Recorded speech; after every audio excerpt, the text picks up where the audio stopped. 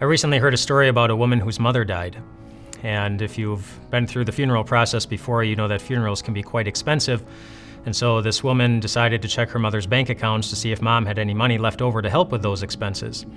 She phoned her bank and she got the automated teller system, and the automated teller told her, your checking account currently has a balance of negative $99,999,999,545.90. She called her brother and said, Mom had $99 billion that we didn't know about. But when her brother listened to the message, he corrected her. He said, no, Mom had a $99 billion debt we didn't know about. Turns out the bank made a mistake, just a small one. They made an accounting error. The impossible to pay back $99 billion debt wasn't real, but ours is. You know, you can put a cancer patient through chemotherapy and extend their life for a number of years. You can exercise faithfully every day and put 10 more years on their life. When you see a bear coming at you, you can choose to run away in the other direction and live a little bit longer to tell the story. But if you told your heart to never again run after sin, to never again live for pleasure, for applause, popularity, greed, or anything like that, are you convinced it would listen?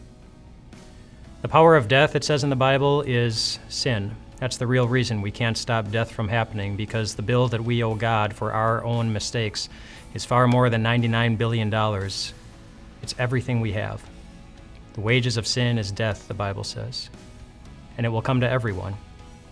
It even came to Jesus. Even Jesus died.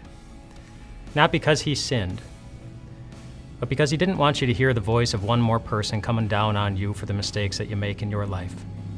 Instead, he wanted you to hear, eventually, the sound of a whip ripping off his skin, and the sound of nails being pounded into him, and the sound of his own trembling voice as life was slowly draining out of him from the cross say just one thing.